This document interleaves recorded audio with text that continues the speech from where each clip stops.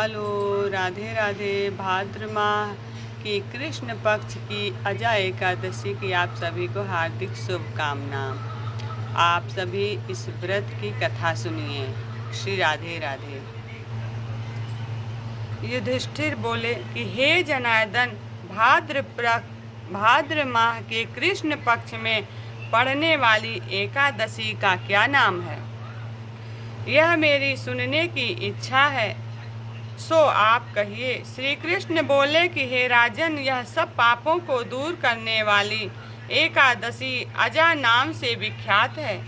ऋषिकेश भगवान का पूजन करके जो इसका व्रत करता है उसके पाप दूर हो जाते हैं।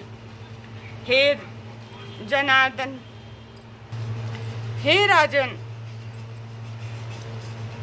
इससे बढ़कर दोनों लोगों का हित करने वाली कोई नहीं है।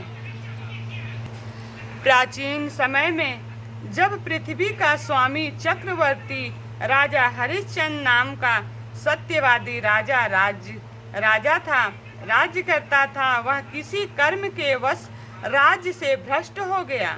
उसने अपनी स्त्री, पुत्र और अपने शरीर को भी बेच दिया। हे राजेंद्र, वह धर्मात्मा राजा हरिश्चंद्र चंडाल के यहाँ नौकर हो गया, परंतु उसने सत्य नहीं छोड़ा। स्वामी की आज्ञा से वह कर के रूप में मुर्दे का वस्त्र लेने लगा, परंतु वह राजा सत्य से नहीं हटा। इस तरह से राजा को बहुत से वर्ष बीत गए। राजा बहुत दुखी होकर चिंता करने लगा कि मैं क्या करूं और कहां जाऊं, मेरा उद्धार कैसे हो। इस प्रकार शोक सागर में डूबे हुए चिंतायुक्त दुखी राजा के पास गौतम नामक मुनीश्वर आए। ब्राह्मण ने परोपकार करने के लिए ही ब्राह्मण को रचा है। मुनीश्वर को देखकर राजा ने उनको प्रणाम किया। हाथ जोड़कर राजा गौतम के सामने खड़ा हो गया और अपने दुख का वृतांत सुनाया। राजा के वचन सुनकर गौतम को विस्मय हुआ। मुनीश्वर ने राजा के लिए इस व्रत का उपदेश किया। हे राजन, भादों के कृष्ण पक्ष में पड़ने वाली एकादशी आ गई है, उसका तुम व्रत करो, इससे पाप नष्ट हो जाएगा।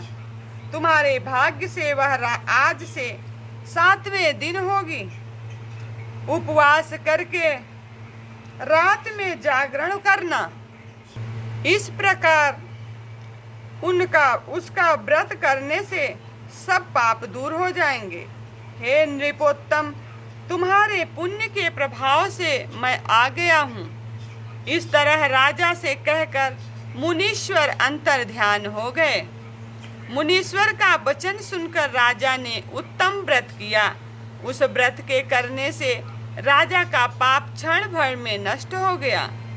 हे राजा शार्दुल्य, इस व्रत का प्रभाव सुनो। जो कष्ट बहुत वर्षों तक भोगते हो वह शीघ्र नष्ट हो जाएगा।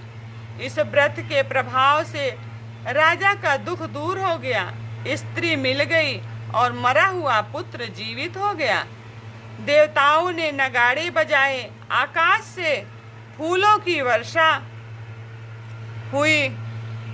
एकादशी के व्रत के प्रभाव से राजा ने निष्कंटक राज्य किया।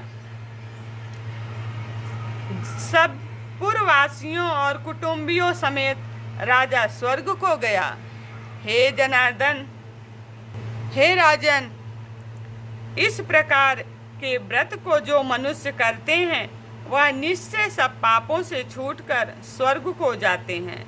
हे राजन, इसके पाठ करने और सुनने से अश्वमेघ यज्ञ का फल प्राप्त होता है। इस दिन बादाम और छुहारे का सागार होता है। इसी के साथ कथा समाप्त हुई है। बोलिए श्रीमन्नारायण नारायण नारायण। राधे राधे।